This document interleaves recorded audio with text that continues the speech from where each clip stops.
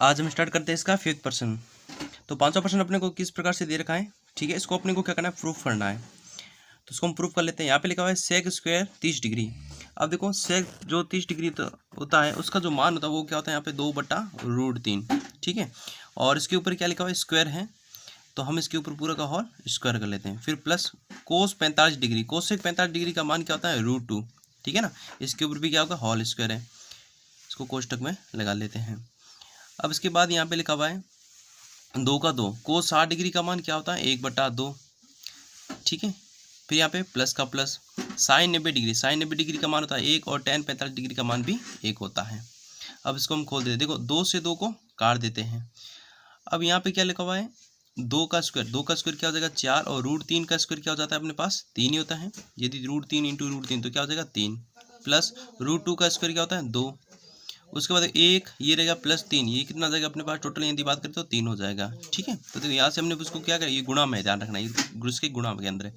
इसको हम सॉल्व कर लेते हैं। एलसीएम लेंगे 3, 3 का भाग 3 में देंगे कितनी बार चला जाएगा, ये एक बार चला जाएगा, 1 गुणा 4 से करेंगे 4, प्लस 2 का भाग हम 3 में देंगे कितनी बार चला जाएगा, ये अपने पास 6 बार चला जाएगा, तो ये लिखेंगे 6, और गुणा के अंदर 3, तो 3 से 3 को काट देंगे, तो ये हमारे पास क्या बच गया 4 + 6, और 4 + 6 कितना हो जाएगा 10, और यही अपने को इसके अंदर क्या करना था, प्रूव करना था, ठीक है। तो ये हमने राइट हैंड साइड इसको सॉल्व कर दिया है। अब अगला प्रश्न बात करते हैं, त्रिभुज की तीनों भुजाओं से समद्रष्ट बिंदुओं का बिंदुपथ।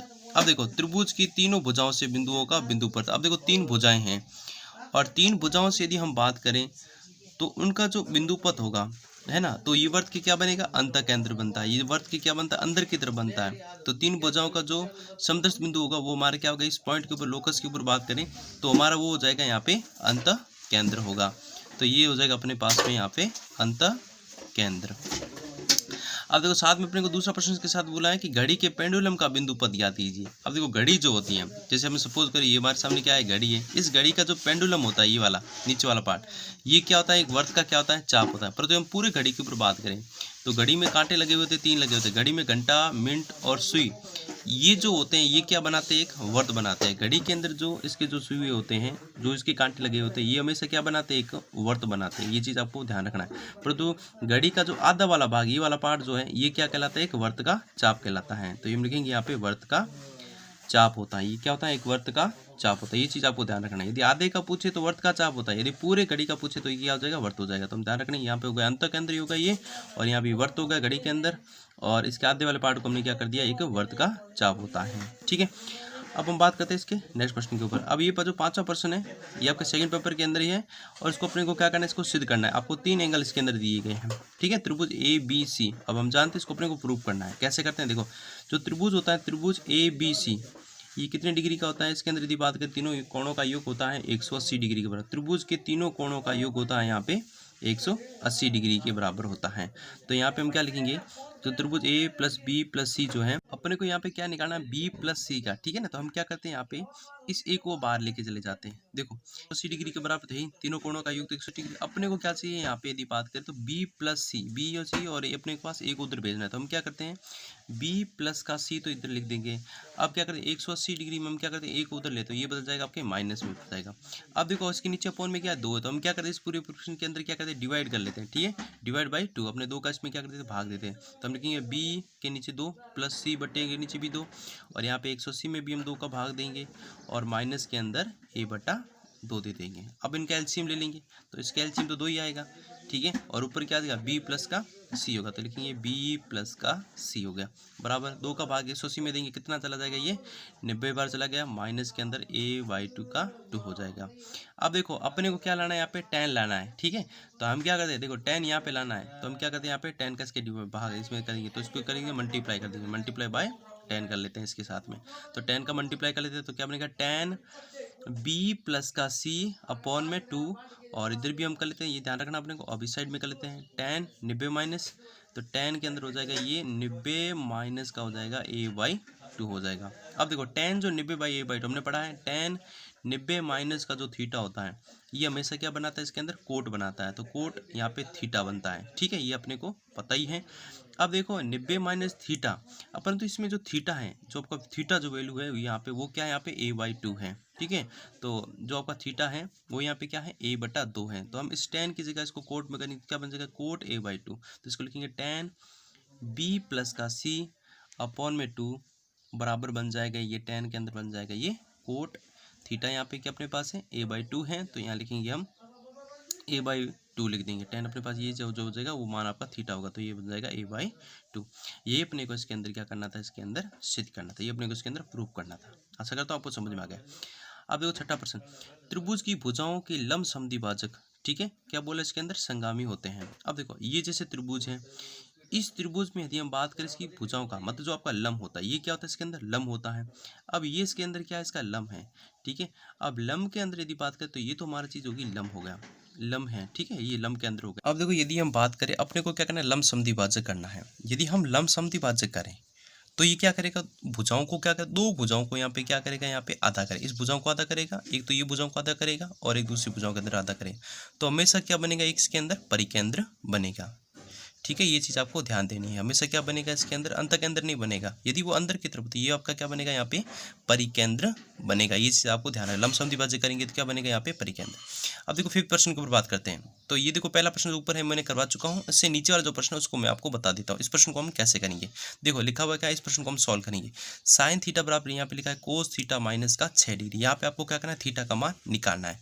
देखो इस प्रश्न को हम कैसे सॉल्व करते हैं, यदि बात करें तो साइन थीटा, अब देखो क्या होता है यहाँ पे कोस 90 माइनस थीटा होता है कि नहीं होता है ना। तो साइन थीटा बराबर होता है कोस 90 माइनस का थीटा होता है। तो मैं क्या करता हूँ, इस साइन थीटा को मैं बदलता हूँ 90 माइनस थीटा में बदल देता हूँ, ठीक है। तो इसको बदलूंगा कोस 90 माइनस का थीटा, मतलब यहाँ पे क्या है 3 थीटा है, बराबर के अंदर क्या लिखेंगे कोस थीटा माइनस 60, इसको वैसा का वैसा इसको लिख देते हैं।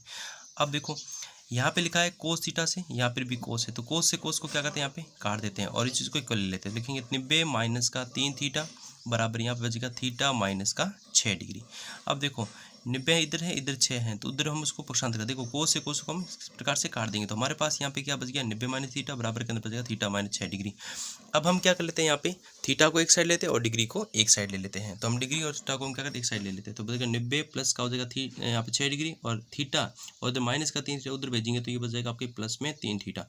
90 और 6 जोड़ देंगे कितना हो जाएगा यहाँ पे 96 और थीटा प्लस 3 थीटा, तो ये हो जाएगा आपका 4 थीटा। अब क्या अपने को थीटा चाहिए, 4 को कहाँ भेज दें, इसके भाग में, तो ये हो जाएगा थीटा बराबर हो जाएगा 96 बटे में भेज देंगे 4 और 4 का भाग 96 में कितनी बार चला जाएगा, यहाँ पे 24 बार। तो अपने पास जो थीटा आ गया वो 24 डिग्री आ गया।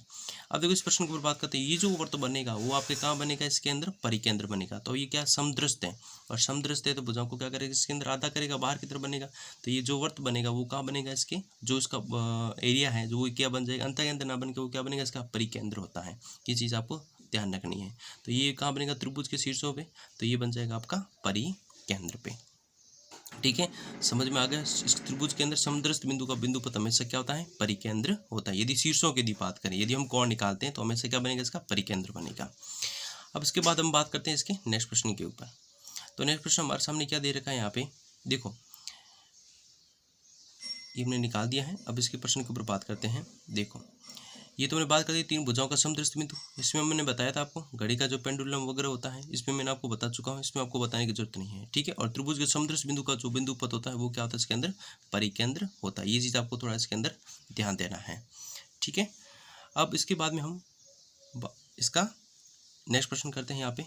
हाँ, अब देखो यहाँ पे क्या लिखा आपको दे रखी है छड़ है, इसका जो छाया और नीचे वाला जो छाया, इसका क्या अपने पास जो अनुपात जो बन रहा है वो क्या बन रहा है, यहाँ पे समान बन रहा है, ठीक है। तो हमें से क्या बनेगा, लाल बट्टे का से हम जानते हैं, यदि ये भुजा और इसके अंदर ये वाले जो भुजा है, इसका जो लंब है और जो आधार है ये हमारे पास यहाँ पे क्या है, समान है, ठीक है। तो हम लिखेंगे tan थीटा बराबर यहाँ पे क्या होता है, लंब बट्टा क्या होता है, ठीक है, लंब बट्टा आधार होता है। तो लंब बट्टा आधार, तो हमने क्या किया, छाया और जो इसकी छड़ की जो लंबाई है इनका जो रेशो वो क्या है, यहाँ पे समान है, तो इसको x मान लिया, इसको भी मैंने क्या मान लिया, x मान लिया।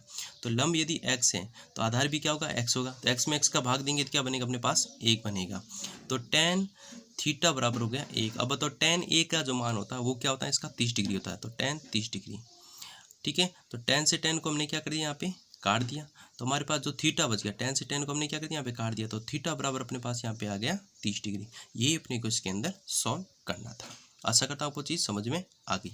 अब आज का लास्ट प्रश्न है, 2 प्रतिच्छेद रेखाओं का बिंदु पथ, ठीक है, अपने को बताना है दो प्रतिच्छेद रेखाओं का जो बिंदु पथ होता है वो क्या होता है। तो देखो मैंने आपको बताया था, जैसे अपने पास क्या दो हैं और दो रेखाएं तो हैं, वो कैसे एक प्रतिच्छेद, ठीक है, और दूसरे को काट रही है, ये रेखाएं और एक दूसरी रेखा अपने पास इस प्रकार से।